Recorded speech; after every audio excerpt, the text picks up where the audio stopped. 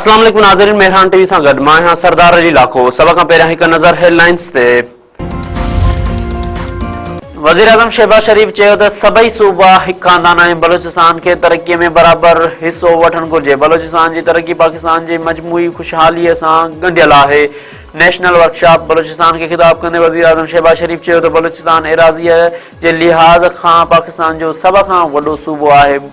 बलोच अॻुवाण रज़ाकाराने तौर ते पाकिस्तान में शामिल थियण जो फ़ैसिलो कयो।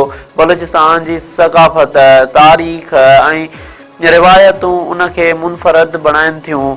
अल्लाह ताला बलूचिस्तान खे बेशुमार कुदरती वसीलनि सां नवाज़ियो आहे। बदकिस्मतीअ सां बलूचिस्तान जी दौलत अञा ताईं ज़मीन में दफ़न थियल आहे। गुज़िरियल ॾहाकनि में बलूचिस्तान खे नज़रअंदाज़ करणु ख़ुदि एहतसाबी जो लम्हो आहे।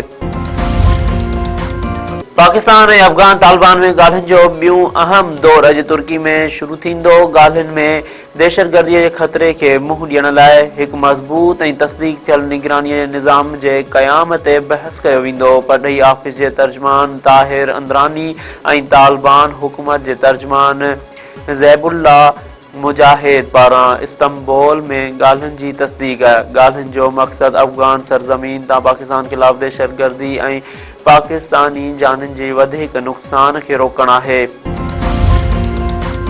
अमरीकी सदर डोनाल्ड ट्रंप रूस सां मसइलनि जे हल में चीन जी मदद जी ख़्वाहिश जो इज़हार करे छॾियो। अमरीकी सदर डोनाल्ड ट्रंप पंहिंजे एशियाई दौरे बाबति चयो त उत्तर कोरिया जे अॻुवाण किम जोंग उन सां मुलाक़ात जो 100% इम्कान आहे। उत्तर कोरिया सां सुठा लाॻापा आहिनि। असां चाहियूं था त चीन अमरीका सां मसइलनि खे हल करण में अमरीका जी मदद करे।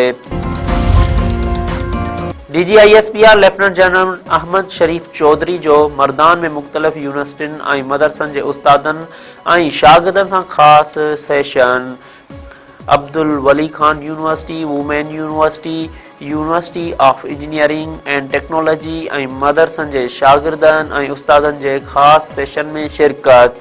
DGISPR लेफ्टिनेंट जनरल अहमद शरीफ चौधरी जे ताज़े पाक अफ़गान तकरार ऐं सिक्योरिटी सूरत हाल समेत मुख़्तलिफ़ अहम मज़मूननि ते ॻाल्हि ॿोल। शागिर्दनि चयो त ख़ैबर पख्तूनख्वा जा नौजवान क़ौमी सलामती ऐं इस्तेहकाम हासिल करण लाइ पाकिस्तान फ़ौज सां गॾु बीठल आहिनि। PIA पारां बरतानिया लाइ फ्लाइट ऑपरेशन ॿीहर शुरू। बचाव वारे वज़ीर ख़्वाजा मोहम्मद आसिफ पाकिस्तान बरतानिया फ्लाइट ऑपरेशन ॿीहर शुरू करण जी तक़रीब खे ख़िताब कयो। ख़्वाजा आसिफ चयो त PIA जो पाकिस्तान खां बरतानिया लाइ फ्लाइट ऑपरेशन अॼु खां ॿीहर शुरू कयो वियो आहे। दादू अदालत में उमिरि बाब चांडियो जे 3 गर्भातियुनि वारे केस जी ॿुधणी। इल्ज़ाम हेठि आयल सरदार ॿाहिरि अदालत पहुची विया। सिक्योरिटी इंतज़ाम सख़्त। लाड़काणे ऐं टने आदम में 2 धारदार रोड हादसा में नींगर समेत 2 ॼणा फोट, 3 ज़ख़्मी। लाड़काणे जे दाया चौक ते ट्रैक्टर 9 वरियनि जे बिलावल शेख खे चीभाटे मारे छॾियो। टने आदम वेझो 2 मोटरसाइकिलनि में टक्कर। 45 साल अली गुल फोत, एडवोकेट सोहराब जट समेत 3 ॼणा ज़ख़्मी थी पिया।